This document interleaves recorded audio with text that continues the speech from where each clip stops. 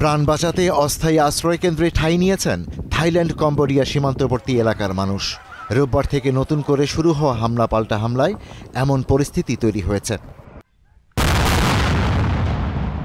কম্বোডিয়ার জাতীয় প্রতিরক্ষা মন্ত্রণালয়ের তথ্যমতে সোমবার থেকে 9 বেসামরিক মানুষ নিহত এবং 20 জন আহত হয়েছে। অন্যদিকে থাই সেনাবাহিনীর দাবি হামলায় তাদের 4 সেনা নিহত এবং 68 জন আহত হয়েছে। থাই সেনাবাহিনী জানায় সোমবার ভোরে সীমান্তের 5টি স্থানে সংঘর্ষ শুরু হয়। তাদের অভিযোগ, বেসামরিক এলাকা লক্ষ্য করে BM-21 রকেট ছুড়েছে কম্বোডিয়া।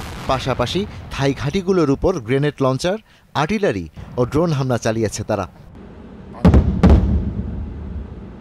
নিজ দেশের সার্বভৌমত্ব ও আঞ্চলিক অখণ্ডতা রক্ষায় ছাড় না দেওয়ার ঘোষণা দিয়েছে থাইল্যান্ড।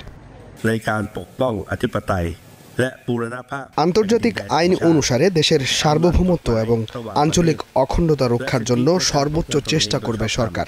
যে কোনো পরিস্থিতি অনুযায়ী সকল হামলার বিরুদ্ধে সামরিক অভিযান চালানো সহ প্রয়োজনে অন্যান্য সামরিক মিশনকে সমর্থন করা হবে।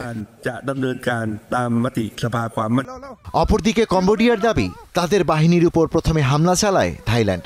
তবে উস্কানিমূলক কর্মকাণ্ড সত্ত্বেও যুদ্ধবিরতি মেনে চলার দাবি জানিয়েছে তারা। থাইল্যান্ডের আক্রমণের মুখোমুখি হয়েও কম্বোডিয়ার সেনাবাহিনী পাল্টা জবাব দেয়নি। তারা যুদ্ধবিরতি, কম্বোডিয়া ও থাইল্যান্ডের মধ্যে যৌথ যুদ্ধবিরতি চুক্তি এবং শান্তিপূর্ণ সমাধান ব্যবস্থা অনুসরণ করে এবং আন্তর্জাতিক আইনের মাধ্যমে দুই দেশের মধ্যে অন্যান্য নীতিগত চুক্তিকে সম্মান করে। থাইল্যান্ড বলছে, দেশটির উপকূলবর্তী ত্রাস প্রদেশের জলসীমায় কম্বোডিয়ার সেনাদের উপস্থিতি ধরা পড়লে তাদের ধাওয়া করে থাই নৌসেনা। এতে কম্বোডিয়ান বাহিনী পিছু হটতে বাধ্য হয়। থাইল্যান্ড তার সার্বভৌমত্ব লঙ্ঘন সহ্য করবে না।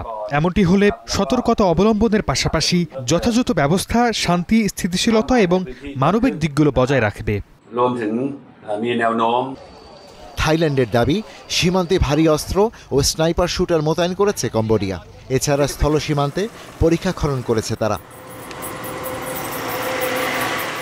নতুন করে উত্তেজনা দেখা দেয় সীমান্তবর্তী এলাকা থেকে প্রায় 35,000 মানুষকে সরিয়ে নিয়েছে থাইল্যান্ড। অন্যদিকে সংঘর্ষের কারণে কম্বোডিয়ান প্রদেশে স্কুল কার্যক্রম স্থগিত করা হয়েছে। এর আগে মার্কিন প্রেসিডেন্ট ডোনাল্ড ট্রাম্প ও মালয়েশিয়ার মধ্যস্থতায় থাইল্যান্ড ও কম্বোডিয়ার মধ্যে স্বাক্ষরিত শান্তি চুক্তি সই হয়। এতে নিঃশর্ত যুদ্ধবিরতি, দুপক্ষেরই সামরিক উপস্থিতি হ্রাস, যুদ্ধবন্দী মুক্তিসহ সীমান্ত এলাকা মাইনমুক্ত করার বিষয়ে সম্মতি জানানো হয়। Ishtiaq Hossain, star news.